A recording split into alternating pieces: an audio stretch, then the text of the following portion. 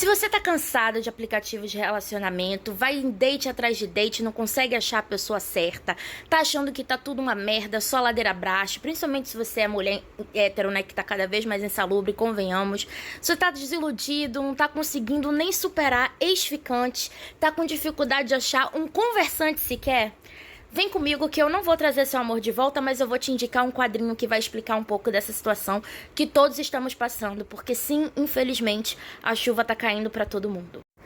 Antes da gente entrar propriamente no conteúdo da obra, eu queria falar que se você é uma pessoa que não está acostumada a ler quadrinhos, não tem problema nenhum, porque esse quadrinho aqui, né, como vocês podem ver, a arte da Liv é uma arte, assim, bem simples, né, não tem traços nos desenhos muito complexos, e é um quadrinho que tem muito texto, porque como é um quadrinho basicamente acadêmico, que tem muita informação acadêmica, né, e científica, tem muito texto. Ele não é chato, tá, gente? Não confundam, mas quero dizer que essa transição não vai ser algo que vai impactar pessoas que não têm costume de ler gibis, o que eu espero conseguir mudar aqui nessa plataforma, porque gibis são incríveis.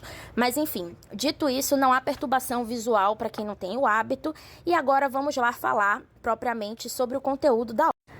Então, basicamente, a Liv vai olhar para o problema de ser tão difícil hoje em dia a gente conseguir estar num relacionamento sério com outra pessoa, manter esse relacionamento e, mais além da gente se apaixonar, em 4 causas, né, para esse problema. O primeiro deles, ela vai falar em função do capitalismo tardio, que vai impactar na forma como a gente olha para outra pessoa, né, que a gente olha de um ponto de vista egóico, e mais do que isso, a gente olha para as outras pessoas numa perspectiva de consumo, e aí ela já começa aqui falando nessa parte, já que eu tô nessa parte, eu vou mostrar para vocês, do caso que é bem famoso na cultura pop do Leonardo DiCaprio, que só namora com mulheres loiras, super padrão, e até os 25 anos, quando as namoradas deles faz 25 anos, ele costuma terminar. A segunda causa desse problema é a questão do avanço racional, entendeu? Das escolhas racionais, a racionalização que a gente faz dos nossos sentimentos e emoções, que, se a gente for parar para pensar, é algo até meio paradoxal, porque sentimentos e emoções não seguem uma lógica racional, a nossa intuição não segue a nossa racionalidade, né? As emoções são uma forma de inteligência a si própria, tá, gente? Então, quando a gente fala de inteligência emocional, a maioria das vezes as pessoas entendem como a pessoa conseguir se controlar, né? Conseguir controlar melhor suas reações emocionais, suas emoções, mas na realidade as emoções em si constituem um sistema de inteligência, tá? E eu não tô falando isso com base em nada não, tá, gente? Então, pra quem gosta de carteirada, não é bem carteirada, mas enfim, quero dizer que eu sou psicóloga, que eu estudei, tá? Então eu sei do que eu tô falando e, obviamente, também tô trazendo a perspectiva do... Aí a terceira causa para esse problema é a questão do novo status que os homens têm. E quando eu falo em homens, tá, gente? Eu tô falando na figura de centralidade do patriarcado, tá? Não tô falando aqui especificamente de gênero, de homem cis e tudo mais, porque antigamente, né, o que essa parte fala, né, esse capítulo aqui, que os homens antigamente, eles tinham status, né, e embasavam, né, fundavam a sua autoestima em vários campos da vida. Então, no trabalho, eles só se relacionavam com homens. Em casa, eles tinham mulheres, né, e eram únicos espaços que eles frequentavam que tinham mulheres, mas as mulheres em casa eram para servi-los, e eles eram a figura provedora, era a figura que as pessoas da família procuravam para dar conselhos e tudo mais. Então eles tinham também como base dessa autoestima, né, mesmo estando em casa e convivendo com as mulheres.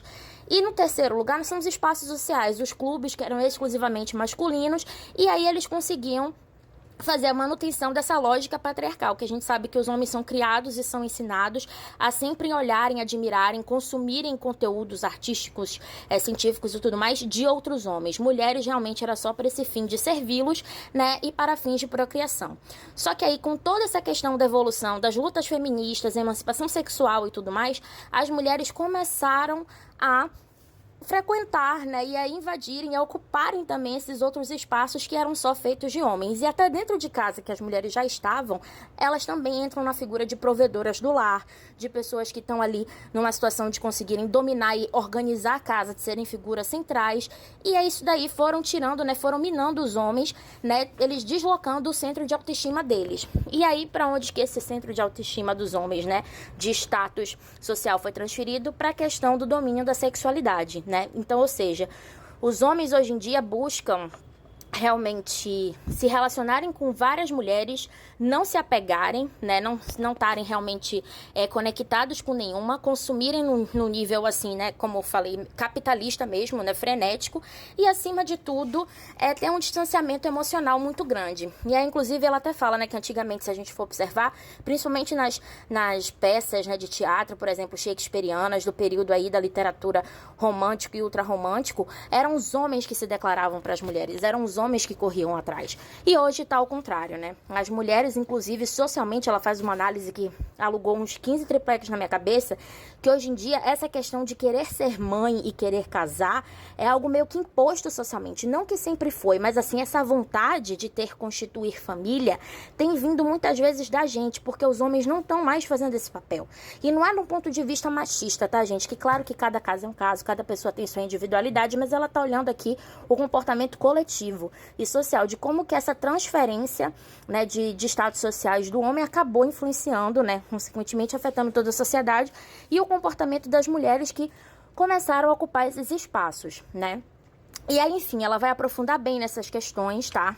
Se eu falar alguma besteira aqui, é culpa minha, tá, gente? Não é culpa da Liv, e eu super recomendo vocês aprofundarem depois, tá? Mas vamos lá para o quarto pilar, né, para esse problema.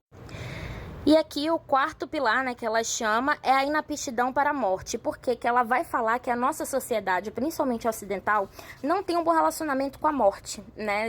E isso vai afetar, né, a nossa dificuldade em entender a morte, aceitar a morte como parte da vida e parte de um ciclo. Inclusive, ela fala muito sobre a nossa dificuldade, né, por conta da morte, de aceitar o processo de envelhecimento, de hoje em dia ter zilhões de tratamentos estéticos para poder retardar ou então mascarar o envelhecimento. Isso vai dificultando também as nossas dificuldades com fins, em dar fins, fechar ciclos, relações, né, sejam afetivas, sejam de amizade, profissionais e enfim, né, e amorosas, claro, né, que o livro fala sobre isso, precisam de fim. E muitas vezes a gente tem dificuldade. Inclusive, aí é um adendo meu, que isso fez muito sentido pra mim, porque um dos comportamentos masculinos, né, de homem, né, eu, na minha experiência de mulher hétero, que eu vejo, é que o homem nunca chega e termina de vez. Geralmente essa ação vem da mulher, e ainda assim, os homens, quando eles não terminam, que a maioria das vezes, eles têm esse comportamento de manter mulheres na geladeira, né, de assim, não quero mais você, vou pegar outra, mas aí não tô fazendo nada, tô entediado,